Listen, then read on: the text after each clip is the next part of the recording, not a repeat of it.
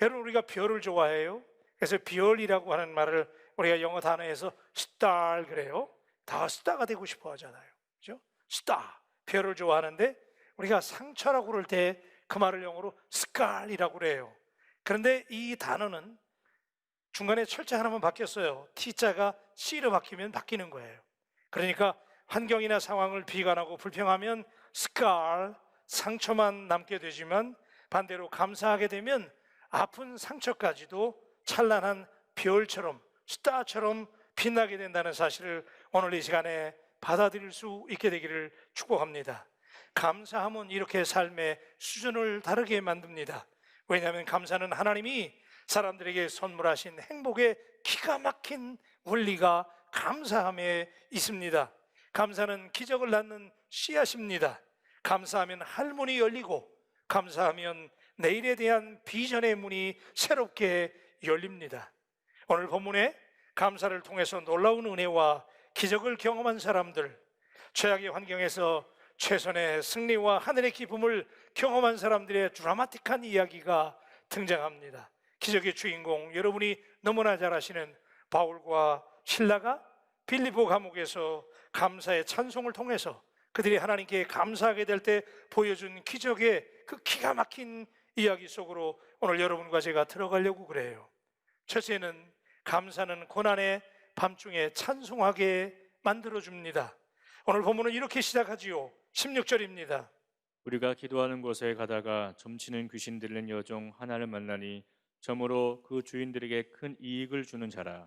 바울과 실라가 전도하다가 귀신 들려서 점치는 여종을 만나게 되는데, 이 귀신이 역사잖아요. 그래서 이 귀신을 내쫓고 고쳐주게 되는데, 그 주인이 이 여종이 이제 더 이상 점을 못 보니까 돈줄이 끊어졌어요. 그래서 굉장히 화가 나가지고 바울과 실라를 고발하고 감옥에 투옥되게 됩니다. 좋은 일 하다가 이런 황망한 일을 당했어요. 어두운 밤, 고난의 현장이었지만 그들은 매를 맞고 원망과 불평을 하기보다는, 짜증내기보다는 한밤중에 about midnight 그랬어요. 12시, 이 깊은 밤에 오히려 그들이 감옥에 갇혔는데 이 황당한 일을 당하고 당황스러워했지만 그들은 오히려 하나님께 기도합니다. 그리고 난데없이 이 깊고 어두운 감옥에서 하나님 앞에 찬송을 불렀다는 것이지요. 그런데 여러분, 오늘 이 아침에 이 본문을 대하는 저와 여러분들, 그리고 이 본문을 대하는 독자들은 이 억울한 옥사를 시작하고 고난의 한밤중에 노래를 부르는 이 장면을 만나게 되면서 우리는 도무지 납득할 수 없는 충격을 받게 됩니다. 아니, 솔직히 헷갈리잖아요. 잘못한 것도 없이 감옥에 끌려와서 매를 맞는 등 치욕을 겪고 말이죠, 이 어려움을 겪는 이들이 찬송을 부르다니요. 지금 찬송이 나오는 순간이에요. 쉽게 납득하기 어려운 이 상황에 감추어진 신비한 원리를 찾아내는 것이 오늘 이 아침에 우리에게 주어진 대단히 중요한 과업입니다.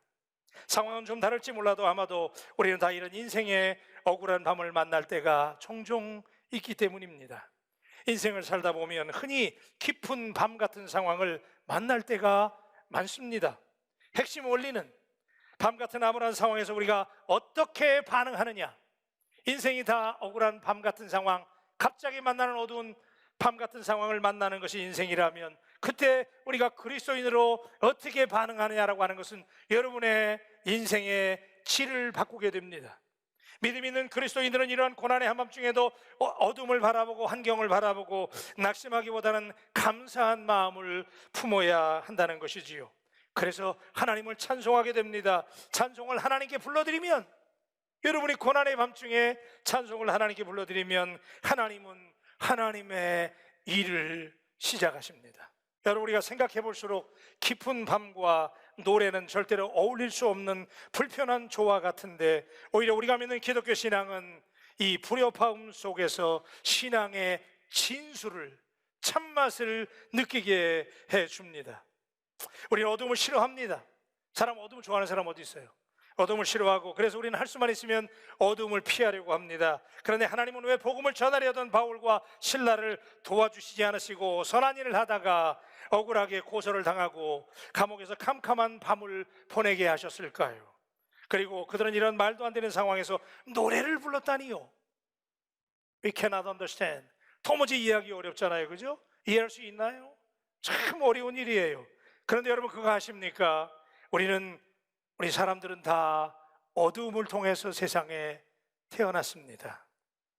우리 어머님들의 태는, 여러분이 있었던 그 태는 어둡습니다. 어두움은 창조가 있기 전에 반드시 거쳐야 될 과정입니다. 태초에 하나님이 천지를 창조하실 때 성령님이 품으셨던 이 세상은 혼돈과 공허와 흑암, 다크니스, 어둠이었습니다.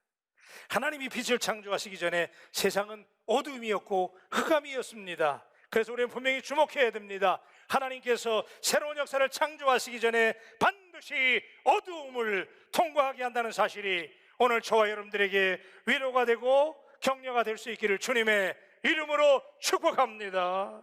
그래요, 여러분, 생명이 어두움에서 시작된다는 거예요. 그래서 미국에서 조지아주 실베스터 출신으로 세계적인 베스트셀러 작가인 수 몽크 키드라고 하는 분은 이 어두움을 거룩한 어두움이라고 불렀어요. 이 깜깜함을 거룩한 어두움이라는 거예요.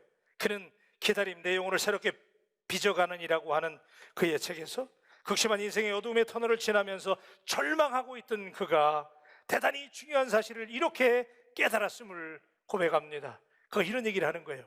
계란은 부화를 통해서 병아리가 되는데, 계란이 부화가 돼야 병아리가 되잖아요. 그런데 부화한다고 하는 것은 발육에 필요한 조건을 조성한다는 뜻인데, 그 조건이 무엇일까? 어떻게 해야 부화할 수 있고 발육할 수 있을까? 그것은 어두움이다. 모든 생물은 어둠 속에서 부화한다는 거지요.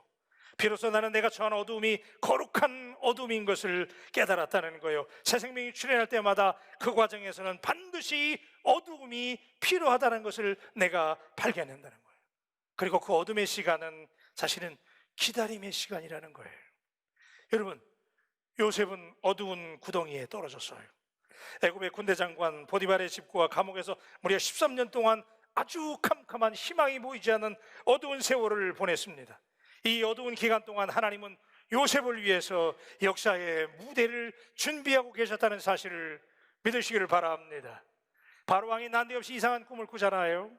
그것은 바로왕을 위한 꿈이 아니라 하나님이 요셉을 역사의 무대로 택하시고 요셉을 역사의 무대로 끌어내기 위해서 바로왕을 꿈꾸게 하셨다는 사실을 당신은 아십니까? 성경 어디를 찾아와도 감옥에 갇힌 이 조셉이 그 어두운 감옥의 터널 속에서, 그 어둠 속에서 하나님을 원망했거나 불평했다는 기록을 우리는 찾을 수가 없습니다. 다윗은 한때 아둘람 동굴에 머물렀잖아요. 그렇죠? 아둘람 동굴에 머물 때 굴은 대단히 음산하고 어두운 곳이잖아요. 그런데 그 어두운 날 동안에 다윗은 하나님을 그 어두움 속에서 키우셨습니다. 어두운 굴 속에서 그를 성화시켰고 지혜롭게 만드셨고 다윗의 조급함을 인내를 통해서 성숙되게 만드셨어요. 다윗이 인식하지 못하는 사이에 하나님은 아둘람 동굴 그 어둠 속에서 다윗을 통해서 이스라엘의 왕으로 만드시는 작업을 하나님이 하셨다는 사실을 믿으시기를 주님의 이름으로 축원합니다. 분명한 것은 어두움 가운데 우리가 머물 때 하나님은 하나님의 일을 하고 계신다는 사실입니다. 그래서 이 어둠이 거룩한 어둠이 되는 것이지요. 이 사실을 믿음으로 받아들이는 그리스도인들은 그래서 고난의 밤중에 노래할 수 있는 거예요. 그 고난의 어두움은 하나님이 당신을 위해서 오늘도 뭔가를 준비하시는 거룩한 어두움이기 때문입니다. 어두움의 밤중에 처한 분이 계신가요? 오늘 코로나 때문에, 또 여러분이 말 못할 어려움 때문에 지금 당신이 한밤중 어두운 고난의 터널을 지나시나요? 지금 당신이 그 고난의 시간에 하나님 앞에 노래할 시간인 줄로 믿습니다. 찬송을 부르십시오. 어두움의 터널을 지날 때 그때 찬송하는 거예요. 감사가 임하게 될 줄로 믿습니다. 여러분, 감사가 느껴진다면, 찬송하면서 감사가 시작된다면, 여러분, 우리가 기분 좋아서 찬송하는 게 아니에요. 먼저 우리가 하나님 앞에 찬송하게 될 때, 여러분이 입을 열어서 하나님을 찬송하게 될 때 이미 기적은 시작되는 줄로 믿습니다. 지금 어려운 순간, 지금 견디기 어려운 지금 이 순간, 왜 나만 겪는 고난이라고 불평하지 마세요. 하나님께서 지금 그 고난의 밤에 어둠의 터널을 지날 때 하나님이 당신을 지켜보시고 당신과 함께, 당신이 풀무불 속에 있을지라도 하나님이 풀무불 속에 함께 계시면서 당신과 당신을 안아주시면서 하나님이 오늘도 찬송을 받으시기를 원하시는 하나님이신 줄로 믿습니다. 두 번째는 감사는 더 많은 기적의 씨앗이 됩니다. 감사하다고 그런 사람 보면요, 그분은 감사가 계속 늘어요. 왜냐면요, 감사는 더 많은 감사의 씨앗이기 때문에 그래요. 예, 불평하는 사람은요 계속 불평한다니까. 네, 감사하는 사람은 계속 감사야. 그죠? Thank you, thank you. 그죠? 바울과 실라가 불렀던 찬송은 하나님의 은혜를 감사하지 않고는 부를 수 없는 찬송이잖아요. 어떻게 감옥에서 찬송을 해요? 감사하는 사람이 찬송하게 됩니다. 그러므로 찬송이 곧 감사입니다. 감사라는 말, 여러분 우리가 제일 많이 쓰는 말 중에 하나가 감사, 기쁨, 은혜. 그렇죠? 우리 그리스도인들이 제일 많이 사용하는 favorite vocabulary잖아요. 제일 많이 쓰는 단어잖아요. 근데 이 친구들이 사촌지간이에요. 떨어질 수 없는 거야. 감사하는 사람이 은혜 받은 사람이고, 은혜 받은 사람이 감사하고, 그런 사람이 기뻐하는 줄로 믿습니다. 그래서 이게요 사촌지간이라니까. 왜 사촌지간이냐면요, 감사라는 말은 영어로 gratitude라고 그래요, 영어 단어로. 그런데 기쁨이라는 말은 gratification이라고 그래요. 비슷하죠? 예, 발음이 비슷해요. 은혜라고 그러면 우리가 grace라고 그래요. 이 세 단어는 발음이 다 비슷해요. 왜 그러냐면 라틴어에서 은혜를 뜻하는 단어가 그라투스라는 단어인데 이 단어에서 다 분가했어요. 그래서 만들어진 말이야. 그러니까 여러분, 은혜가 뭐예요? 은혜는 하나님이 우리에게 값없이 내려주시는 선물인 줄로 믿습니다. 여러분 은혜 받을 때 돈 내세요? 아니잖아요. 그죠? 하나님이 거저 주시기 때문에 우리가 grace라고 그러잖아요. 여러분 하나님의 은혜를 많이 받으시게 되기를 주님의 이름으로 축원합니다. 위에서 은혜가 임하잖아요. 그죠? 오늘도 은혜가 임하시면 아멘. 이 맛에 설교하는 거예요. 그죠? 막 은혜가 임하잖아요. 그러면 은혜가 임한 다음에 내 마음속에서 뭐가 생기냐면 하나님 앞에 감사함이 생기잖아요. 그래서 은혜는 하나님이 내려주시는 것이고 감사는 내가 하나님 앞에 표현하는 것이 감사예요. 할렐루야. 친척간이에요. 그러면 이렇게 할 때 어떻게 되는지 아세요? 이렇게 될 때 기쁨이 생기잖아요. 아니 마음속에 감사하는 사람이 슬퍼하면서 감사하는 거 봤어요? 그렇잖아요? 감사하는 사람은 기뻐하게 돼 있어요. 여러분의 얼굴 표정을 제가 이렇게 보니까 조금 덜 기쁜 것 같은데 은혜를 더 받으시길 바랍니다. 그러면 기쁨이 넘쳐요. 그죠? 감사가 넘치는 거예요. 그런데 여러분 성경을 보니까 하나님께 감사한다는 표현이 다른 말로 하나님께 영광을 돌린다라는 말이더라고요. 놀라운 일이에요. 여러분 영광이라는 말 한번 따라하세요. 영광. 이 영광이라는 말은요 사람의 행위에 쓰는 말이 아니에요. glory. 이 영광이라는 말은 하나님이 하시는 일에 사용하는 거예요. 그러니까 우리 같은 죄인들이, 그죠? 우리가 아직 부족한 사람들이 영광을 돌린다? 가문의 영광이잖아요. 아멘. 우리 같은 사람들이 감히 천지의 주제이시고 이 세상을 창조하신 그 어마어마한 하나님께 내가 영광을 돌린다? 놀라운 은혜잖아요.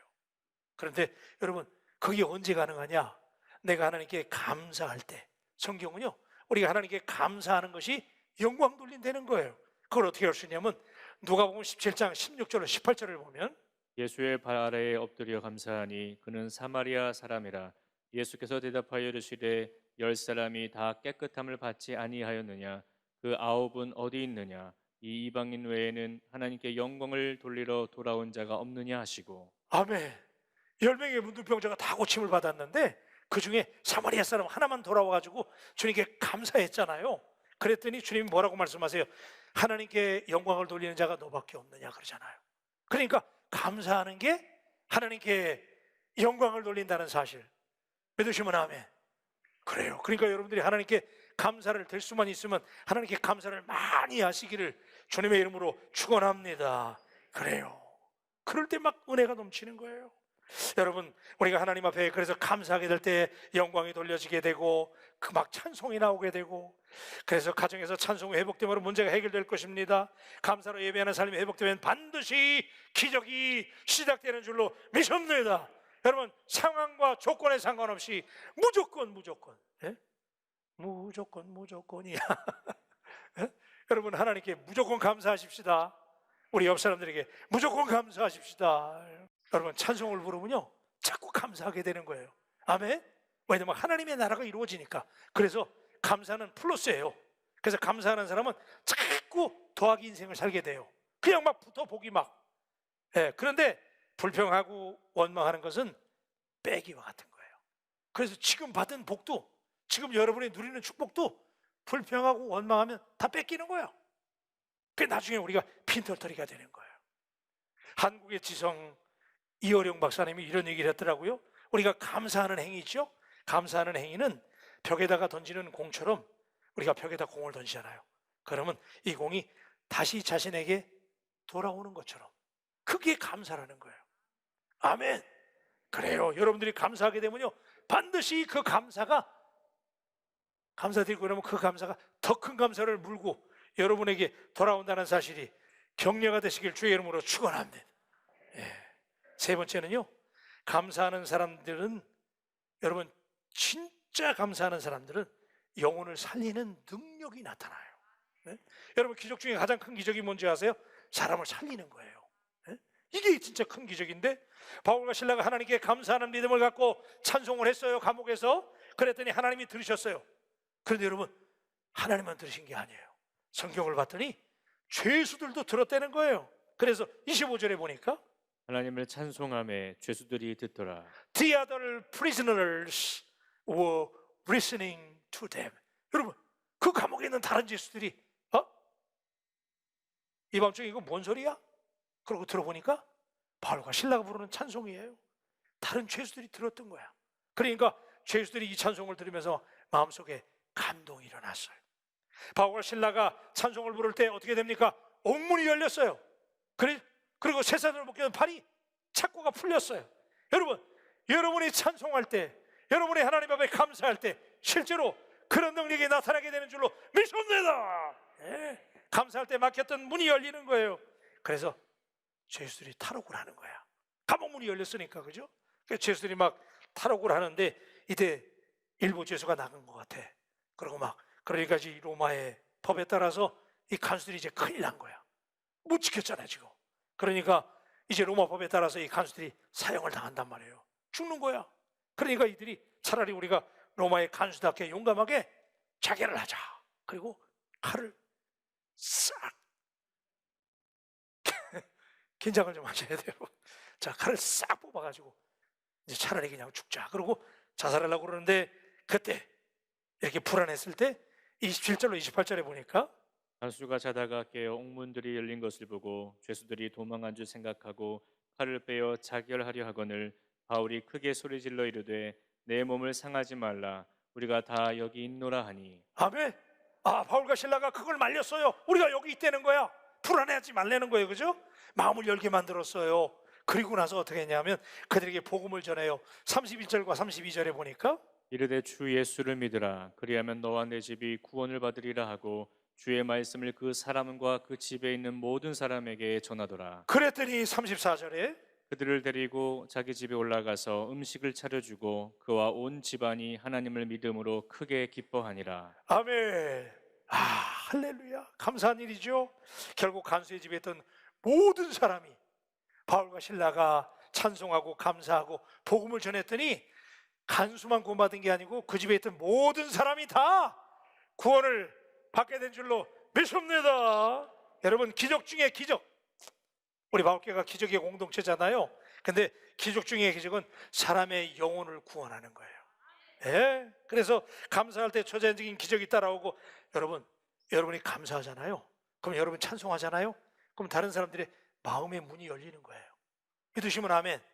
그래요. 그래서 여러분 집에서 찬송하면 다른 사람들의 마음의 문이 열리는 거예요. 감동을 받는 거지요. 그래서 그때 영혼들이 살아나게 되는 줄로 믿습니다. 미국의 인디애나주에 한 초등학교에 다니던 어떤 학생이 뇌종양에 걸렸어요. 그래가지고 병원에 입원을 해서 방사선 치료, 이제 항암 치료를 받는 과정을 겪게 되는데, 여러분 항암 치료 받으면 이 머리가 다 빠지잖아요. 그래서 이제 머리가 다 벗어졌는데 다행히 치료가 경과가 좋아가지고 이 친구가 항암에 성공을 했어요. 그래가지고 이제 퇴원을 하고 학교로 다시 돌아오게 됐는데 선생님에게 먼저 알려준 거예요. 선생님, 제가 다 나섰습니다. 내일 학교에 등교하겠습니다. 그랬더니 선생님이 얼마나 감사한지, 고맙잖아요. 그러니까 종례 시간에 같은 반 학생들에게 알려준 거예요. 얘들아, 내일 너희들의 친구 짐이 우리 곁으로 온댄다. 그가 치료를 잘 마치고 돌아오는데 한 가지 문제가 있단다. 방사선 치료를 받아가지고 머리가 어떻게 됐어요? 다 빠졌어. 머리가 대머리가 됐으니까 혹시 짐이 돌아오더라도 놀리지 말고 위로해 주거라, 그렇게 얘기를 했어요. 근데 그날 선생님의 그 얘기를 듣고 학생들이 수업 끝나고 다 가야 되는데 애들이 집에 돌아가지 않는 거예요. 그러더니 얘네들이 막 진지하게 짐이 돌아온다니까 어떻게 위로를 해야 되나 막 의논을 하고 얘기를 하는데 그 중에 한 학생이 농담을 하나 했어요. 야, 짐이 머리가 다 빠졌다는데 그럼 우리 내일 등교할 때 우리도 머리 다 밀고 오자 그랬어요. 이거 얘가 조크로 한 얘기거든요. 그런데 애들이 그 얘기에 감동을 받았나 봐. 그 다음날 학교에 다 등교를 했어요. 근데 웬일이야? 그 반 학생들이 다 머리를 밀어버렸어. 그래서 머리가 반짝반짝해요. 막 서로 보고 웃는 거야. 깔깔거리고, 야 너도 깎았어? 너도 깎았어? 막 비웃고 있는 거예요. 웃는 거예요. 그런데 그러다가 침이 드르륵 교실 문으로 들어왔어. 서로 눈과 눈을 마주칠 때 그들의 눈에 눈물이 흐르기 시작하고 짐도 울고 선생님도 울고 반의 모든 학생들이 서로 감동을 받아가지고 깔깔거리고 웃다가 엉엉 우는 거야. 마음이 열린 거예요. 여러분, 이해와 속에 등장하는 이 야곱의 아이들이 투병하는 친구들에게 보여준 것이 바로 거룩한 공감입니다. 오늘 감동이 메마른 시대잖아요. 오늘 이 시대 우리 바울 가족들이 회복해야 될 것이 바울과 실라가 자살하려는 간수를 말리고 그에게 감동을 주었을 때, 공감이 됐을 때 그가 복음을 받아들이고 온 가족이 구원을 받고 사람들이 구원을 받고 사람들이 살아나는 역사가 있었던 것처럼 오늘 우리에게 이런 공감이 있게 되기를 주님의 이름으로 축원합니다. 그래서 감사운동은 격려운동이에요.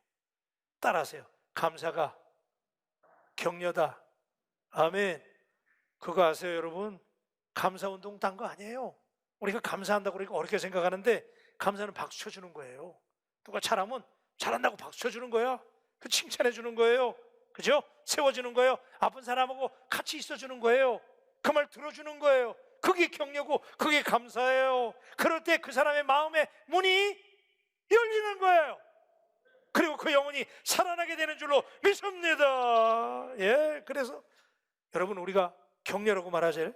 그 격려라고 말할 때 그 격려라는 영어 단어를 보면 encouragement라고 되어 있거든요.